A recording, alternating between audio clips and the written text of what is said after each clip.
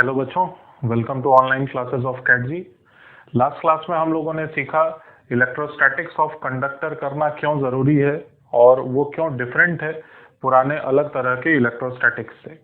यहाँ पर चार्जेस का फ्लो होने लगता है, बस यही खास बात है।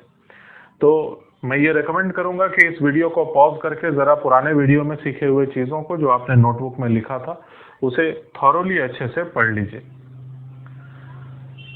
तो उसके बाद फिर आगे देखो, हम लोग इस वाले वीडियो में, इस वाले क्लास में हम लोग क्वेश्चंस को सॉल्व करते करते और तरह तरह के कॉन्सेप्ट्स को सीख रहे होंगे। तो डायरेक्ट पहला क्वेश्चन लिखना शुरू करें। Figure shows a conducting spherical shell. Figure shows a conducting spherical shell having a charge small q having a charge small q at its center having a charge small q at its center। अब question बड़ा simple सा है कि find charges accumulated on the inner and outer surfaces of sphere। find charges accumulated on inner and outer surfaces of the sphere। तो question को जरा अच्छे से समझते हैं आप। चलो, एक चार्ज है जो कि Q चार्ज यहाँ पर दिया हुआ। अब ये एक स्फेरिकल शेल है। स्फेरिकल शेल का मतलब इसका कुछ ना कुछ थिकनेस रहा होगा, और चाहे कितना भी कम थिकनेस क्यों ना हो, दो सरफेसेस तो माने ही जा सकते हैं भाई।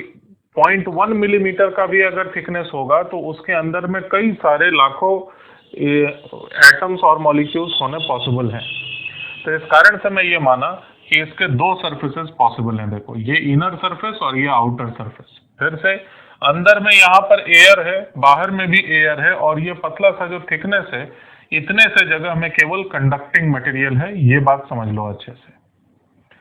अब क्वेश्चन क्या है कि अगर ये कंडक्टिंग मटेरियल इस तरह से भरा हुआ है तो आपको ये बताना है कि जो दो सरफेसेस बने, उन दोनों सरफेसेस पर अलग अलग जो चार्ज होगा वो कितना कितना होगा। ये पिछले क्लास में जो भी सीखे हो उसका यूज करके इस क्वेश्चन को सॉल्व कर दो। उसके बाद मैं भी करता हूं। तो ठीक है, तो मान लिया कि आपने कर लिया। अब सॉल्व करते हैं।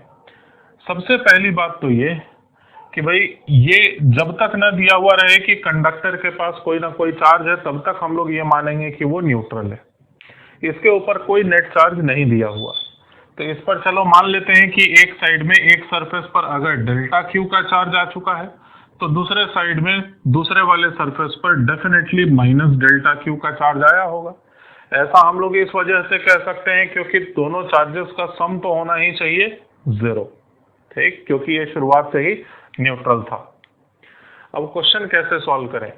तो हमने जो कुछ भी सीखा है इलेक्ट्रोस्टैटिक्स के बारे में वो ये है कि स्टेडी स्टेट में, ठीक, स्टेडी स्टेट में कंडक्टिंग मटेरियल के अंदर में इलेक्ट्रिक फील्ड का रिजल्टेंट वैल्यू 0 होता है। बस यही तो सीखे हम लोग पिछले क्लास में।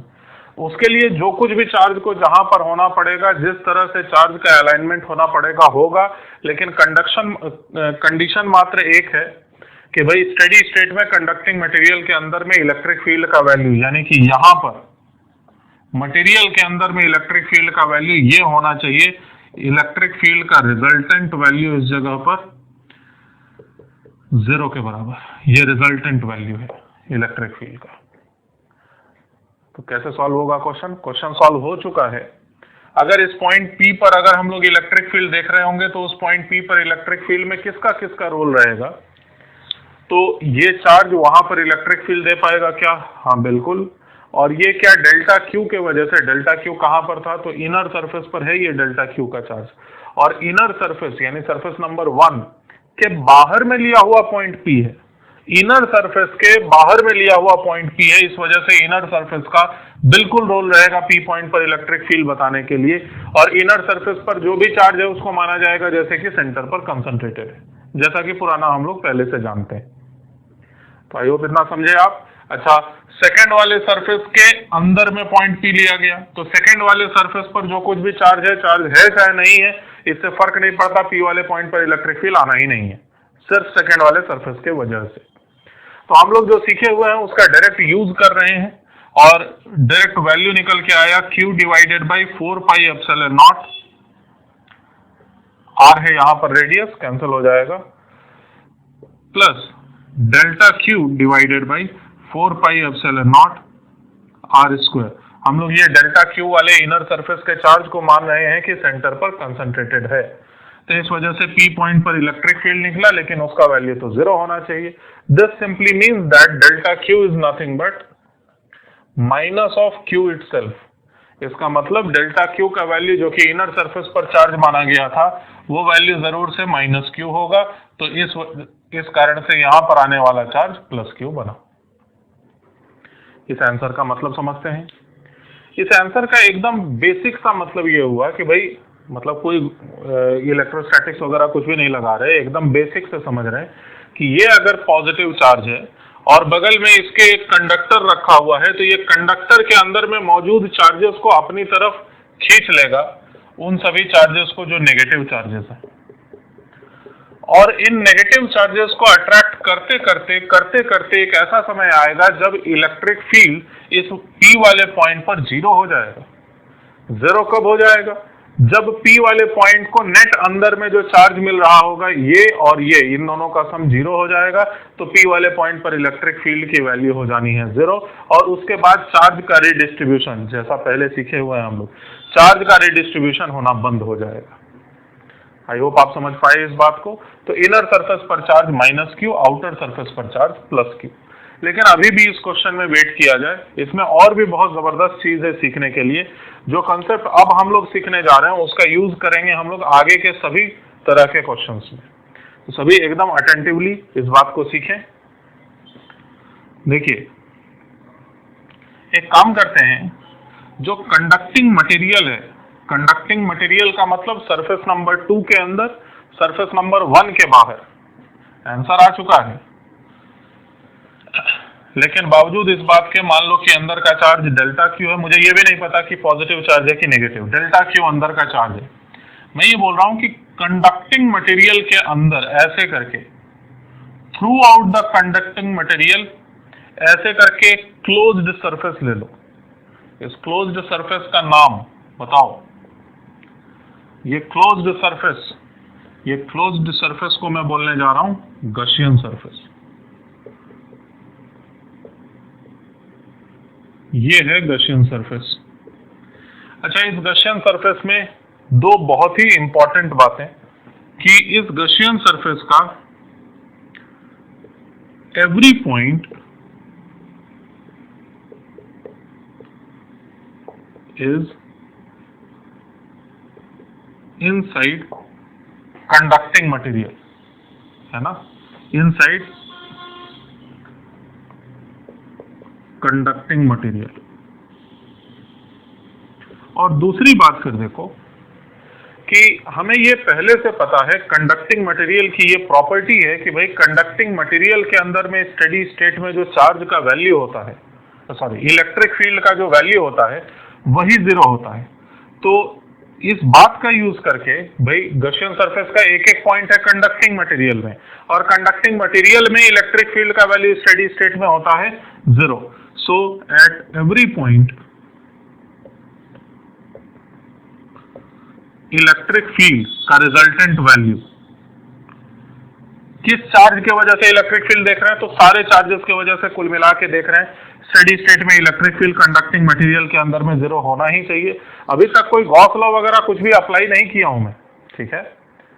तो अब गॉस लॉ यूज करने जा रहे हैं हम लोग। तो गॉस लॉ के मुताबिक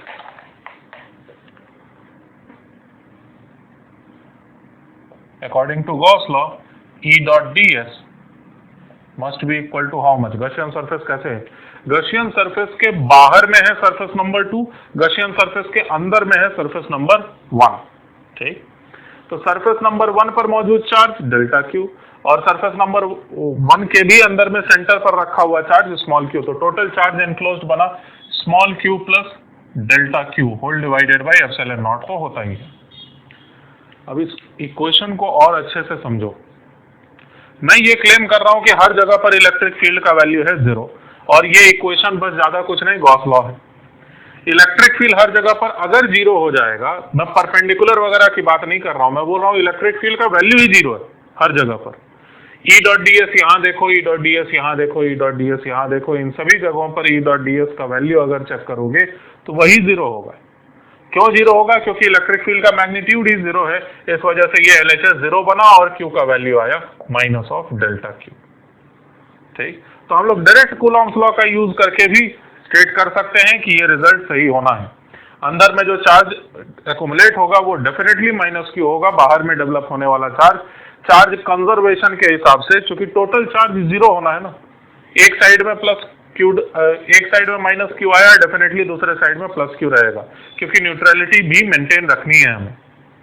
आई होप समझ पाए आप इस बात को। एक और स्टेप आगे बढ़ते हैं। देखो क्वेश्चन लिखो, क्वेश्चन लिखिए। कंडक्टिंग रॉड, देखो एक कंडक्टिंग शीट हो गया, कंडक्टिंग स्फेरिकल शेल हो गया। अब एक रॉड का एक एग्जांपल लेते हैं ताकि एक ओवरऑल कंसेप्ट बिल्डअप तो हो कंडक्टर्स के लिए। A conducting rod is kept near a point charge, is kept near a point charge. ठीक, a conducting rod is kept near a point charge. अच्छा, ये पॉइंट चार्ज कैसा है, पॉजिटिव कि नेगेटिव पता नहीं, और ये रॉड न्यूट्रल है कि पॉजिटिवली चार्ज है कि नेगेटिवली, तो नहीं लिखा हुआ है तो न्यूट्रल ही मानेंगे। तो ये जो रॉड है ये न्यूट्रल कंडक्टिंग रॉड है। ठीक है, अब क्वेश्चन क्या है, how will charge and rod interact, how will charge and the rod interact. मतलब आखिर इस चार्ज और इस रॉड में अट्रैक्शन होगा कि रिपल्शन होगा, बस इतना बता दीजिए आप। ये न्यूट्रल है और इसका चार्ज है, कैसा चार्ज है पता नहीं। तो एक बार कोशिश करो समझने की, जो भी सीखे हुए हैं उसका यूज करो और आंसर तक पहुंचो। चलिए मैं भी साथ में अब करने की कोशिश करता हूं। सबसे पहले मान लेते हैं चलो कि ये वाला चार्ज जो है, दोनों में से कोई एक तो होगा ही, पॉजिटिव चार्ज मान लेते हैं। तो इस पॉजिटिव चार्ज के यहाँ पर होने के वजह से ये इस रॉड में अंदर में जो मौजूद फ्री इलेक्ट्रॉन्स होंगे, उन फ्री इलेक्ट्रॉन्स को ये इस वाले एंड पर अप्रोक्सीमेटली खींच लेगा। और यहाँ पर अगर नेगेटिव चार्जेस एक्युमुलेट हुए तो भाई ये रॉड तो न्यूट्रल था, इस कारण से जो टोटल चार्ज होना चाहिए इस रॉड पर वो जीरो होना चाहिए। तो यहाँ पर अगर माइनस में डेल्टा क्यू चार्ज आया होगा तो यहाँ पर प्लस में डेफिनेटली डेल्टा क्यू का ही चार्ज आया होगा ऐसा। ठीक है, तो ये चार्जेस के रिडिस्ट्रीब्यूट होने का कारण कोई पूछे कि क्या है, पहली बात तो कारण है ये चार्ज, ये पॉइंट चार्ज अट्रैक्ट किया नेगेटिव चार्जेस को रॉड के अंदर के, और रॉड के अंदर के चार्जेस अट्रैक्ट हुए भी क्योंकि वो मूव करने में कैपेबल थे, तो वो यहाँ पर जाके इकट्ठा हो गए और वहां पर इलेक्ट्रॉन्स की कमी हो गई। ये पॉजिटिव चार्ज यहाँ पर कहीं से आए नहीं है, ये पॉजिटिव चार्जेस यहाँ पर पहले से थे, वो नजर नहीं आते थे क्योंकि यहाँ पर नेगेटिव चार्ज भी हुआ करता था जो कि पॉजिटिव चार्ज को ढक के रखता था। अब नेगेटिव चार्ज इधर चला गया, पॉजिटिव चार्ज नजर आने लगा। खैर अब देखिए, अच्छा दूसरी बात ये फिर कि अंदर में ये कब तक होते रहेगा चार्ज का रिडिस्ट्रीब्यूशन, अभी हम लोग सीखे हुए हैं जब तक कि अंदर में कंडक्टिंग मटेरियल के अंदर में, यही तो है कंडक्टिंग मटेरियल, जब तक कंडक्टिंग मटेरियल के अंदर में इलेक्ट्रिक फील्ड का वैल्यू जीरो ना सेट हो जाए। ठीक, अब सवाल ये है कि अट्रैक्शन होगा कि रिपल्शन, तो सिंपल सा मुझे लग रहा है कि जीरो फोर्स लग रहा होगा, देखते हैं।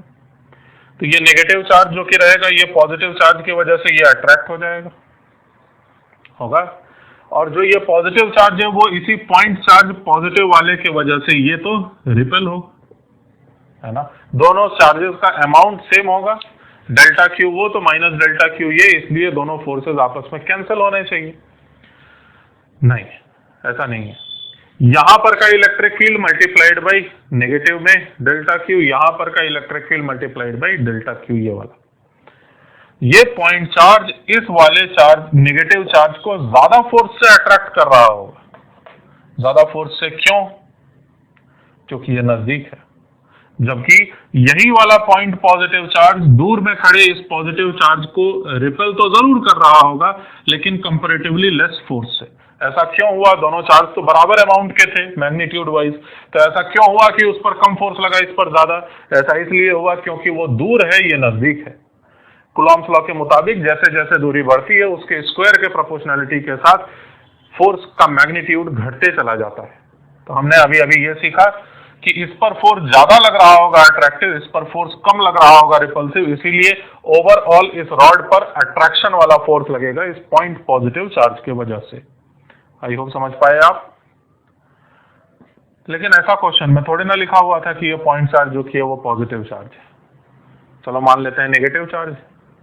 तो अगर ये नेगेटिव चार्ज है तो ये यहां इस रॉड के अंदर में मौजूद फ्री इलेक्ट्रॉन्स को इस बार अट्रैक्ट करने के बजाय रिपेल कर रहा होगा, और रिपेल करने की वजह से यहां पर जो चार्ज इकट्ठा होगा वो इस बार नेगेटिव चार्ज होगा, और मौजूद यहां पर पॉजिटिव चार्ज इस तरह से रहेगा। लेकिन बावजूद इस बात के फोर्सेस का अरेंजमेंट ऐसा ही रहेगा, मतलब negative charge in positive charges को ज्यादा फोर्स से खींचेगा और इन नेगेटिव चार्जेस को ही कम फोर्स से रिपेल कर रहा होगा। इस वजह से रॉड पर लगने वाला अभी भी नेट फोर्स अट्रैक्टिव ही होना है। तो आई होप समझे आप इस बात को। सिंपल सी बात है, समझना भी आसान था। तो एक और छोटी सी बात, अगर मैं ये ऑब्जर्व करता हूं कि ये एक पॉइंट चार्ज है और ये एक रॉड है मान लो, और मैं ये ऑब्जर्व किया कि ये रॉड इस डायरेक्शन में अट्रैक्ट हो रहा है, तो क्या सिर्फ इस इंफॉर्मेशन से कि भाई ये न्यूट्रल रॉड इस डायरेक्शन में अट्रैक्ट हो रहा है, क्या इस इंफॉर्मेशन से बताना पॉसिबल है कि ये चार्ज कौन सा है? नहीं बता सकते आप, क्योंकि पॉजिटिव चार्ज होगा तो भी ये रॉड अट्रैक्ट होगा और नेगेटिव चार्ज होगा तो भी ये रॉड अट्रैक्ट ही होगा। आई होप समझ पाए आप इस बात को। चलिए नेक्स्ट एक और क्वेश्चन करते हैं। देखो भाई, स्टेप बाय स्टेप हम लोग कंडक्टर के एक एक प्रॉपर्टी को क्वेश्चन सॉल्व करते करते बिल्डअप कर रहे हैं, और यही बेस्ट प्रोसेस है कोई भी चीज को सीखने का, कि पहले खुद से कोशिश करो करने का क्वेश्चन की तरह समझते हुए। नहीं समझ में आया कोई बात नहीं, समझ में आ गया बहुत अच्छी बात, नहीं समझ में आया तो मैं हूं तो बताने के लिए। नेक्स्ट क्वेश्चन लिखिए और अपना पूरा बेस्ट अटेम्प्ट दीजिए क्वेश्चन को सॉल्व करने के लिए। नेक्स्ट क्वेश्चन है, show that any charge given to a solid show that any charge given to a conducting object show that any charge given to a conducting object resides on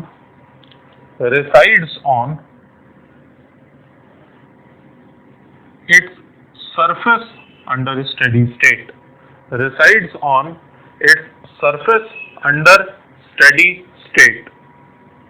question का मतलब समझ लो, उसके बाद अपना पूरा कोशिश करो इस क्वेश्चन को सॉल्व करने का। शो दैट का मतलब है कि भाई प्रॉपरली मैथमेटिकली या लॉजिकली एनालिटिकली जैसे प्रूव करना है, लेकिन कुछ तो एक बेस रहेगा आपके प्रूफ का। आप ये नहीं कह सकते कि देखने से लग रहा है इसलिए सही है।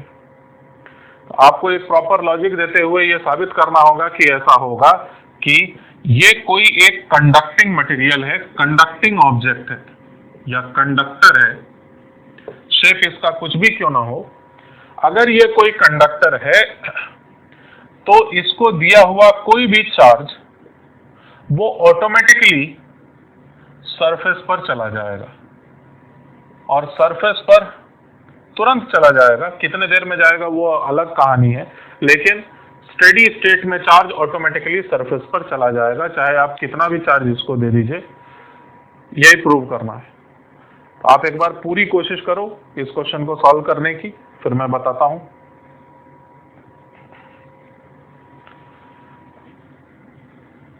चलिए, तो मैं मान के चल रहा हूं कि आपने कर लिया, और अगर एनसीईआरटी बुक पढ़े हुए हो इलेक्ट्रोस्टैटिक्स ऑफ कंडक्टर्स, उसमें 5 पॉइंट्स दिए हुए हैं, अगर पढ़े हुए हो तो ये सवाल होना चाहिए था आपसे।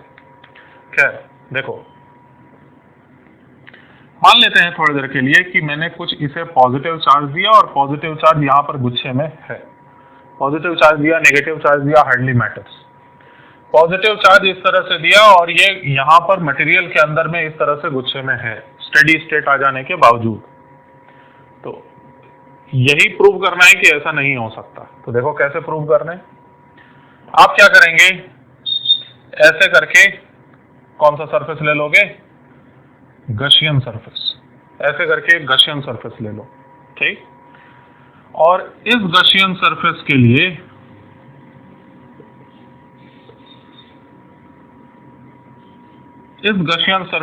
दोबारा से वही दो बातों को स्टेट किया जा सकता है। पहली बात ये कि इस गशियन सरफेस का एक एक पॉइंट कंडक्टिंग मटेरियल के अंदर में है। यही तो है पूरा कंडक्टर, और ये सॉलिड कंडक्टर अंदर में पूरा कंडक्टिंग मटेरियल है। तो ये जो गशियन सरफेस है इसका एक एक पॉइंट कंडक्टिंग मटेरियल के अंदर है। और दूसरी बात, कंडक्टिंग मटेरियल के अंदर में इलेक्ट्रिक फील्ड का वैल्यू स्टेडी स्टेट में बन जाता है 0।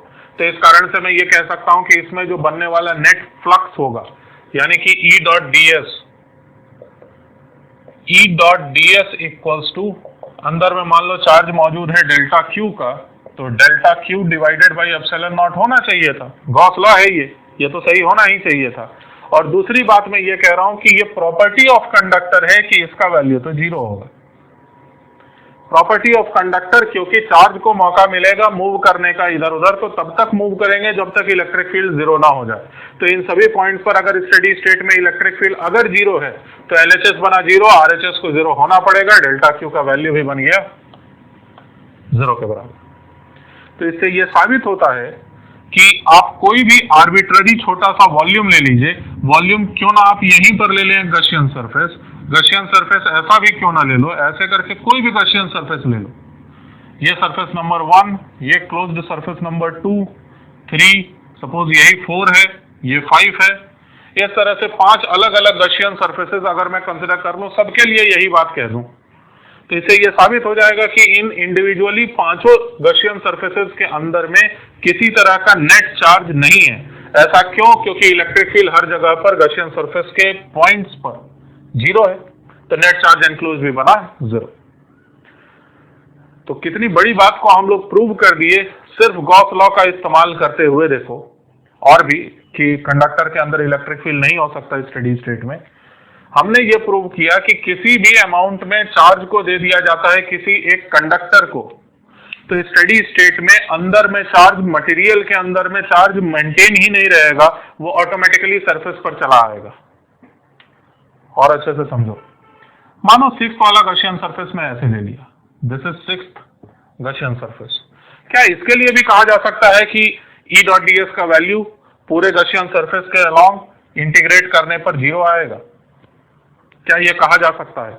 नहीं कहा जा सकता, क्योंकि इस गशियन सरफेस में 6 वाले में यह प्रॉपर्टी नहीं है कि every point of the Gaussian surface is within the conducting material. कुछ पॉइंट्स इसके कंडक्टिंग मटेरियल के अंदर में है, लेकिन कुछ पॉइंट्स बाहर में है, और यहां पर इलेक्ट्रिक फील्ड होने की कोई पाबंदी नहीं है। यहां पर इलेक्ट्रिक फील्ड तो बिल्कुल हो सकता है, और यहां पर फ्लक्स बिल्कुल हो सकता है, ये नॉन जीरो बिल्कुल हो सकता है, चार्ज बिल्कुल हो सकता है। तो हमने क्या सीखा? देखो, कोई भी ऐसा गशियन सरफेस जो पूरी तरह से कंडक्टिंग मटेरियल के अंदर में है, उसके अंदर नेट चार्ज 0 होना चाहिए, यह हम लोगों ने सीखा। लेकिन गशियन सरफेस का कोई एक पोर्शन भी अगर कंडक्टिंग मटेरियल के बाहर चला गया तो इसमें चार्ज आ सकता है। तो इसका सीधा मतलब चार्ज कहां पर है? सरफेस पर है। तभी तो ऐसा हो सकता है कि इसमें चार्ज है और अंदर के किसी भी कंसिडर्ड गशियन सरफेस पर चार्ज नहीं है। तो आई होप आप समझे इस बात को, और इस बात को एकदम अच्छे से मतलब बोल्ड में करके नोट कर लिया जाए कि स्टेडी स्टेट में, अपने वर्ड्स में लिखना, स्टेडी स्टेट में कंडक्टिंग मटेरियल के अंदर में इलेक्ट्रिक फील्ड 0 होता है। और दूसरी बात, अगर कोई भी गशियन सरफेस ले लिया जाएगा जो कि पूरी तरह से कंडक्टिंग मटेरियल के अंदर है, तो उसके अंदर नेट चार्ज एनक्लोज्ड 0 होना चाहिए। पहला वाला स्टेटमेंट से निकल के आया दूसरा वाला स्टेटमेंट, और तीसरा स्टेटमेंट वो दूसरे से निकल के आया। तीसरा स्टेटमेंट ये कि कोई भी कंडक्टर को जितना भी चार्ज तुमको देना है दे दो, लेकिन उसके कंडक्टिंग मटेरियल के अंदर में चार्ज नहीं रहेगा, entire charge will remain on surface of the conductor. यही सीखे हम लोग, ठीक। नया क्वेश्चन, कहने के लिए क्वेश्चन है लेकिन थियरी चल रहा है ये। नेक्स्ट क्वेश्चन लिखिए, फाइंड चार्जेस accumulated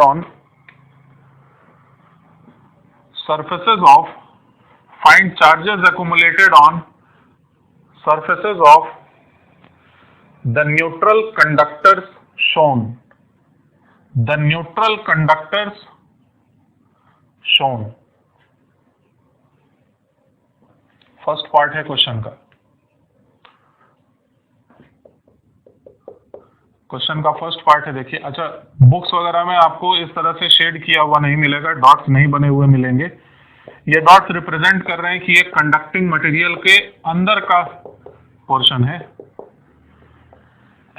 तो सिचुएशन क्या है, देखिए, ये कंडक्टिंग मटेरियल है पूरा, यहां से यहां तक ऐसे करके फैला हुआ, और ये कैविटी है, खोखला है, ये अंदर से खाली है, और ये भी खाली है। यहां भी एयर, यहां भी एयर, ये रहा मटेरियल, कंडक्टिंग मटेरियल। अब सवाल क्या है कि अच्छा कितने सरफेसेस बने, this is surface number 1, this is surface number 2। मैं ऐसा कुछ नहीं बोला हूं कि इनर सरफेस पर चार्ज होगा कि आउटर सरफेस पर चार्ज होगा, ऐसा कहीं नहीं मैं बोला। मैं सिर्फ ये बोला हूं कि कंडक्टिंग मटेरियल के अंदर में वॉल्यूम के अंदर में चार्ज नहीं रहेगा, जबकि उसके सरफेसेस पर चार्जेस होना पॉसिबल है। ठीक है, जितना बोला गया उतना यही है बात। अब यहां पर फर्स्ट पार्ट में ही क्वेश्चन में चार्ज दिखाइए +Q। तो ये जो दो सरफेसेस बने, इन दोनों सरफेसेस पर मुझे बताओ कि कितना कितना चार्ज रहा होगा स्टेडी स्टेट में, जल्दी से कर दो। चलिए, तो आसान है ये बताना। सबसे पहली बात, न्यूट्रलिटी को मेंटेन करने के लिए अगर इनर सरफेस पर यानी सरफेस नंबर 2 पर ΔQ का चार्ज माना जा रहा होगा, तो आउटर वाले सरफेस पर माइनस में ΔQ का चार्ज होना जरूरी है, नहीं तो ये न्यूट्रल कैसे फिर रहेगा। टोटल चार्ज न तो आप मैन्युफैक्चर कर सकते हो, न तो आप गायब कर सकते हो। तो total charge must remain constant, because of which if inner surface has charge ΔQ, then outer surface must be having a charge of -ΔQ। इतना तक तो ठीक है।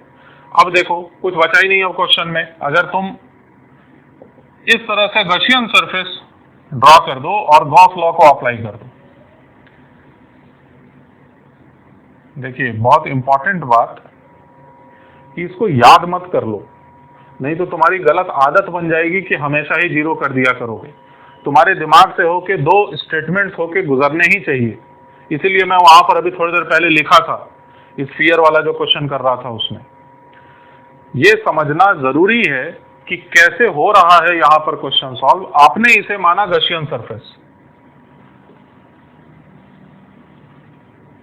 ये अगर गॉसियन सरफेस है तो इस गॉसियन सरफेस में 2 प्रॉपर्टीज हैं। पहला इंपॉर्टेंट प्रॉपर्टी ये कि इसका हर एक पॉइंट कंडक्टिंग मटेरियल के अंदर में है, और दूसरा पॉइंट कंडक्टिंग मटेरियल के अंदर में रिजल्टेंट इलेक्ट्रिक फील्ड, चार्ज को रोकने के लिए स्टेडी स्टेट में जरूरी है कि यहाँ पर रिजल्टेंट इलेक्ट्रिक फील्ड 0 हो, चाहे जिस भी कारण से। ये resultant electric field by the way किसके वजह से होगा, तो +Q के वजह से, ΔQ के वजह से और -ΔQ के भी वजह से हो सकता है, क्योंकि ये स्फीयर थोड़ी ना है कि बाहर के वजह से अंदर नहीं आता है इलेक्ट्रिक फील्ड। आई होप समझे इस बात को। तो जो कुछ भी कारण क्यों ना हो, यहाँ पर रिजल्टेंट इलेक्ट्रिक फील्ड 0 ही होना चाहिए, और 0 अगर इलेक्ट्रिक फील्ड होगा तो नेट फ्लक्स बना 0, और net flux through closed surface is equals to the net charge enclosed divided by ε0, यही तो गॉस लॉ है। तो नेट चार्ज एनक्लोज्ड बना 0। फिर से गॉसियन सरफेस ऐसा है जहां पर हर एक पॉइंट पर इलेक्ट्रिक फील्ड 0, तो फ्लक्स 0। फ्लक्स अगर 0 तो नेट चार्ज एनक्लोज्ड यानी कि Q plus ΔQ whole divided by ε0 must be 0। ΔQ का वैल्यू निकल के आया माइनस में Q। दोबारा से हमारे पास रिजल्ट कि इसके इनर सरफेस पर जो चार्ज होने वाला है वो माइनस में ΔQ होने वाला है, जबकि इसके आउटर सरफेस पर जो चार्ज, कंजर्वेशन ऑफ चार्ज के मुताबिक आउटर सरफेस पर चार्ज होना ही चाहिए प्लस में ΔQ के बराबर। आई होप आप समझ सके। देखिए कितनी इंपॉर्टेंट बात है, हम लोग कंडक्टर के एक प्रॉपर्टी को यूज करके और गॉस लॉ के सही इस्तेमाल से, चाहते तो बिना पेन को यूज किए हुए भी हम लोग इस आर्बिट्ररी शेप के लिए बता सकते हैं कि इनर सरफेस पर टोटल चार्ज कितना हो रहा होगा। जब स्फीयर के लिए हम लोग सिमेट्री के साथ अगर सॉल्व कर रहे थे तब हम लोगों ने कूलॉम्स लॉ जैसा कोई एक रूल यूज कर लिया था, लेकिन यहाँ पर कूलॉम्स लॉ काम तो करेगा लेकिन आप हेल्प नहीं ले पाओगे कूलॉम्स लॉ से। आर्बिट्ररी शेप है, कोई भी डिस्टेंस है, ये डिस्टेंस कुछ भी है, तो आप यूज नहीं कर पाओगे कूलॉम्स लॉ को। Gauss law is the best solution ही है। अच्छा, एक और छोटी सी बात यहाँ पर हमें नोट करनी चाहिए। देखिए, मैं ये कैसे कह दिया कि डेल्टा क्यू का चार्ज यहाँ माइनस डेल्टा क्यू का चार्ज यहाँ, शुरुआत में क्वेश्चन के ऐसा क्यों नहीं बोला कि माइनस डेल्टा क्यू यहाँ है, सॉरी फिर से, प्लस डेल्टा क्यू का चार्ज इनर सरफेस पर और माइनस डेल्टा क्यू का चार्ज आउटर सरफेस पर ही क्यों बोला? मैं ऐसा क्यों नहीं बोला कि डेल्टा क्यू का चार्ज यहाँ और बाकी थोड़ा सा चार्ज यहाँ, यहाँ, यहाँ, यहाँ, ऐसे करके पूरे में क्यों नहीं फैला दिया? अंदर में भी, अंदर में इसलिए नहीं फैलाया क्योंकि मैं बोल रहा हूं कि यहां पर मैं शुरुआत में चार्ज सरफेस नंबर 2 पर माना, सरफेस नंबर 2 मतलब ये कंप्लीट सरफेस, आउटर सरफेस पर भी माना चार्ज, लेकिन यहां पर चार्ज में शुरुआत में ही क्यों नहीं माना इस वॉल्यूम के अंदर? क्योंकि ये वॉल्यूम पूरी तरह से कंडक्टिंग मटेरियल के अंदर में है, वहां पर नेट चार्ज हो ही नहीं सकता। यही तो पिछले क्वेश्चन में प्रूव किए हैं हम लोग। आई होप समझ पाए आप इस बात को। तो यहां पर ये डाउट भी आपको क्लियर होना चाहिए। ठीक, सेकंड पार्ट करो इसी क्वेश्चन का, आसान है, इससे और ज्यादा क्लैरिटी लाएगा वो।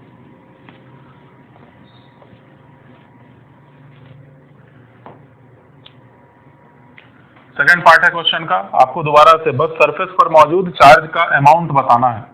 दोबारा से ये आर्बिट्ररी सरफेस, और इस बार कोई कैविटी वगैरह कुछ भी नहीं है। तो गिन के बताओ सरफेसेस हुए कितने? तो केवल एक ही तो सरफेस है, सरफेस नंबर 1, ये आउटर वाला सरफेस, जबकि चार्ज है यहां पर। देखो, आपको ये बताना है कि इस कंप्लीट न्यूट्रल कंडक्टर पर टोटल चार्ज होना कितना है। जल्दी से सॉल्व कर दो, वीडियो को पॉज करो, आंसर तक पहुंचाओ। आई होप आपने कर लिया। ये जो पॉजिटिव चार्ज है इसके वजह से क्या होगा ये समझते हैं। देखो, आसान है बिल्कुल। इस पॉजिटिव चार्ज की वजह से ये इलेक्ट्रॉन्स अट्रैक्ट होकर इस सरफेस तक पहुंच जाएंगे। होगा ऐसा, अंदाजे से बता रहा हूं। जबकि ये इलेक्ट्रॉन्स जहां जहां से आए हैं वहां पर पॉजिटिव चार्ज छोड़ते आए होंगे। या यूं समझ लो कि पॉजिटिव चार्ज था इसलिए इलेक्ट्रॉन को अट्रैक्ट किया और पॉजिटिव चार्जेस को रिपेल किया। मैथमेटिकली ये भी मान सकते हैं। लेकिन this conductor being neutral, whatever is amount of minus delta Q charge here, the same magnitude of charge must also arrive here, but with opposite polarity. Charge conservation के मुताबिक, हाँ ठीक है, चार्ज रीडिस्ट्रीब्यूट होगा, इधर नेगेटिव इधर positive वगैरह आएगा, लेकिन टोटल चार्ज इस सरफेस पर कितना? 0 ही होगा। तो इस बात का भी आपको ख्याल रखना पड़ेगा कि अगर कैविटी बना हुआ है तो उस पर भी निकाला जा सकता है कि कितना होना है इलेक्ट्रिक फील्ड। अगर कैविटी वगैरह कुछ भी नहीं बना हुआ है तो आप चार्ज कंजर्वेशन से बोल सकते हैं कि पहले से चार्ज था नहीं तो बाद में नया चार्ज थोड़ी ना आ जाएगा टोटल कंडक्टर पर, एक ही तो सरफेस है इस पर। ठीक, अगर दो सरफेस होता तो हाँ हम लोग सोचे होते कि कहां पर किस तरह का चार्ज जाएगा। बाय द वे, इस बात को याद रखो, वॉल्यूम के अंदर में नेट चार्ज, कोई भी वॉल्यूम अगर कंसिडर कर लिया जाए छोटा से छोटा, तो वहां पर भी 0 होगा चार्ज। एक सिंपल सा क्वेश्चन। थर्ड पार्ट चलो मान लो मैं क्या करूं, बाहर में चार्ज रखूं Q और इस कैविटी में कोई चार्ज नहीं है। अब बताइए इस वाले सरफेस पर, सरफेस नंबर 1 ये है, सरफेस नंबर 2 इस कैविटी का सरफेस है। ऐसे ही बताओ बिना लिखे हुए कि सरफेस नंबर 2 पर कितना चार्ज होगा। अंदर कैविटी में कोई चार्ज नहीं है, तो चलो मान लेते हैं यहां पर चार्ज है Q1 का। गॉसियन सरफेस लीजिए आप। ऐसे गॉसियन सरफेस ले लिए जाने पर हर जगह पर इलेक्ट्रिक फील्ड 0 होने की वजह से चार्ज इनक्लोज यानी खुद Q1 का वैल्यू बना 0। तो अगर बाहर में केवल चार्ज रखा हुआ है तो केवल आउटर वाले सरफेस पर ही चार्ज का रिडिस्ट्रीब्यूशन होना है, अंदर वाले सरफेस पर कोई चार्ज का रिडिस्ट्रीब्यूशन नहीं। लेकिन रटने के बजाय Gauss law, charge conservation, symmetry, इन सभी बातों का सही इस्तेमाल करना सीखो। ठीक है,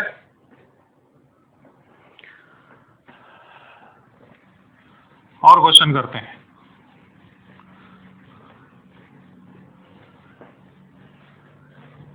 नेक्स्ट क्वेश्चन लिखो। देखें पुराना किसको ज्यादा याद है, solid sphere charge, spherical charge distribution में थोड़ा सा बताया था। स्फेरिकल चार्ज डिस्ट्रीब्यूशन में सॉलिड स्फीयर के पास अगर चार्ज होता है किस तरह से इलेक्ट्रिक फील्ड वेरी करता है, थोड़ा दिमाग में ले आओ, थोड़ा सा डिफिकल्ट था।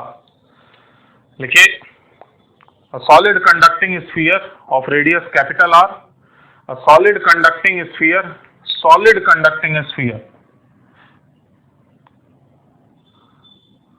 ठीक, of radius R has charge capital Q, of radius R has charge capital Q। पहले फर्स्ट पार्ट जरा पुराना देखें कितना याद है। फर्स्ट पार्ट लिखिए क्वेश्चन का, draw a graph showing variation of, ऐसे वाला ग्राफ बनाते थे ना, ड्रॉ अ ग्राफ, बस मैं ये वेरीफाई कर लूं ये वीडियो में इंक्लूडेड है, हाँ। Draw a graph showing variation of electric field as a function of distance from centre. Draw a graph showing variation of electric field as a function of distance from centre. इस बात का ख्याल रखिए, solid है ये, solid conducting sphere लिखा था ये, तो जरा खुद से ड्रॉ कर दूं, जरा खुद से ड्रॉ कर दीजिए।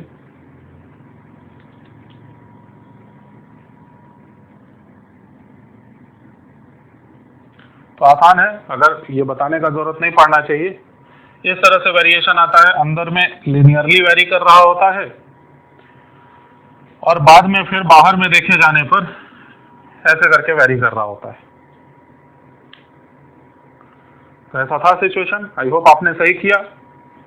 अब यहां से मैं चेक तो नहीं कर सकता, लेकिन अगर ये किए होते क्लासरूम में तो मार खाए होते। अभी ये पूरी तरह से गलत है। अगर आपने ये डायग्राम बनाया है तो इसका सीधा मतलब ये है कि अभी तक लगातार जो मैं बता रहा था उसको आपने अटेंटिवली सुना ही नहीं, न तो आपने एनसीईआरटी बुक को सिंसियरली पढ़ा है। सिंसियरली पढ़ने का मतलब केवल रीडिंग लगाना नहीं होता है। सिंसियरली पढ़ने का मतलब जो भी आपने सीखा उसको नोट किया। लिखते समय ऐसा हो ही नहीं सकता, इस बात को अच्छे से समझो। पढ़ते समय ऐसा हो सकता है दिमाग में कुछ और चल रहा हो, लेकिन आप रीडिंग लगाते हुए पेज बाय पेज आप आगे बढ़ रहे हो, ऐसा पॉसिबल है। लेकिन अगर आप पढ़ रहे हो, उसको अपने मन में अपने वर्ड्स के मुताबिक नोटबुक में लिख रहे हो, तो ऐसा हो ही नहीं सकता आपका फोकस कहीं और हो।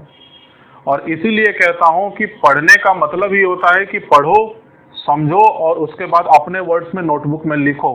अगर नहीं लिखे तो तुमने कुछ भी नहीं पढ़ा, ठीक। और यही सब कारण है इस तरह की गलतियों को कराने का। बता रहा हूं क्या गलती है इसमें,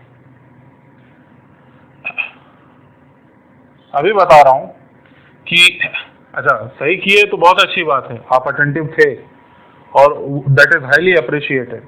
लेकिन अगर गलत किए तो ये बहुत ज्यादा बुरी बात है। अगर Q का चार्ज सॉलिड कंडक्टिंग स्फीयर को अगर दिया गया होगा तो वो चार्ज ऑटोमेटिकली सरफेस पर फैल चुका होगा, ठीक है। चार्ज भले आप सॉलिड कंडक्टर को दिए, लेकिन चार्ज अंदर में टिकना नहीं है उसे, वो सरफेस पर फैलेगा ही फैलेगा, ठीक है। तुरंत सरफेस पर चार्ज आ जाने के वजह से इसका इलेक्ट्रिक फील्ड बनाने में जो बिहेवियर रहेगा वो स्फेरिकल शेल वाला ही रहेगा। चार्ज अंदर में आपने भले शुरुआत में दे दिया, लेकिन वो तुरंत जो की है सरफेस को छोड़ के बाहर में आ जाता है वो चार्ज। अभी बता रहा हूं मैं तब से। तो चार्ज जो की है चूंकि वो सरफेस पर है, इस वजह से अंदर में इलेक्ट्रिक फील्ड मेंटेन रहेगा 0। ऐसे इलेक्ट्रिक फील्ड यहां पर ऐसे करके रहेगा मेंटेन्ड 0, जबकि बाहर में अगर देख रहे होंगे तो ये स्फेरिकल शेल पर जो भी चार्ज है सॉलिड कंडक्टर, लेकिन चार्ज जो की है वो तो केवल सरफेस पर डिस्ट्रीब्यूटेड है। इसीलिए स्फेरिकल शेल वाला सारा प्रॉपर्टी यहाँ पर यूज किया जा रहा होगा। तो इस शेल के वजह से जो इलेक्ट्रिक फील्ड अंदर में आएगा वो तो 0 रहेगा, जबकि बाहर में इलेक्ट्रिक फील्ड निकालने के लिए इसको सेंटर पर कंसंट्रेटेड मानते हुए यहाँ पर इलेक्ट्रिक फील्ड वेरीज r⁻⁻2 के साथ। आई होप ये क्लियर है, सही होना चाहिए था ये सवाल। इसी में फिर नेक्स्ट पार्ट लिखो, और अगला वीडियो हम लोगों का जिस चीज पर बेस्ड होगा उसी को बोल रहा हूं मैं सेकंड पार्ट में करने के लिए खुद से, कि राइट पोटेंशियल, ग्राफ नहीं, ग्राफ तो करेंगे ही, right potential as a function of distance from centre. Distance from centre को मैं स्मॉल r बोल रहा हूं। Right potential as a function of distance from center for r less than capital R। आप समझते हैं इसका मतलब r greater than or equal to capital R। तो पहले इलेक्ट्रिक फील्ड के बारे में हम लोग बात किए, अब मैं बात कर रहा हूं इलेक्ट्रोस्टैटिक पोटेंशियल के बारे में, और ये अभी बोल रहा हूं करने के लिए, अभी तुरंत इसको कंप्लीट करो। और एनसीईआरटी बुक के, अच्छा कुछ तो कारण होगा ना कि मैं बोल रहा हूं एनसीईआरटी बुक में जो लिखा हुआ इलेक्ट्रोस्टैटिक्स ऑफ कंडक्टर्स, उसको एकदम रट जाओ अच्छे से, एकदम जबान पर रहना चाहिए, उसका एक एक कंसेप्ट छोटा से छोटा, और ऐसे ही दिमाग में आएगा नहीं, उसको लिखना पड़ेगा, ठीक है। तो नोट देखो, जो जो बात मैं यहाँ पर बताया हूं उसको आप और अच्छे से यूज करके और डिफिकल्ट से डिफिकल्ट क्वेश्चंस को करने लायक बन जाएंगे तुरंत, अगर आपका बैकग्राउंड इसके पहले प्रॉपर बना हुआ रहा होगा। और बैकग्राउंड बनाने के लिए कुछ इससे बेस्ट हो ही नहीं सकता कि आप क्लास के पहले, जो क्लास में पढ़ाया जाएगा उसके पहले आप उसे पढ़ के आए, ठीक है। तो इस बात को ध्यान से समझो, और जो बोल रहा हूँ करने के लिए उसको करो। अगर नहीं किया हुआ है सिंसियर काम, तो एनसीईआरटी बुक से इलेक्ट्रोस्टैटिक्स ऑफ कंडक्टर्स को और थॉरोली पढ़ो, ठीक है। अच्छा, पोटेंशियल के लिए सॉल्व कर दीजिए, लास्ट में जाके फिर ग्राफ भी बना देना इसी तरह का, बस यहाँ पर वर्टिकल एक्सिस में इलेक्ट्रिक फील्ड की जगह पोटेंशियल रखना। और अगले क्लास में हम लोग सिर्फ इलेक्ट्रोस्टैटिक पोटेंशियल के बारे में कंडक्टर्स के लिए एनालिसिस कर रहे होंगे, और भी कई तरह का बात करेंगे, और ज्यादा इलेक्ट्रोस्टैटिक्स ऑफ कंडक्टर्स पर डिटेल्ड एनालिसिस कर रहे होंगे, ठीक है। All right.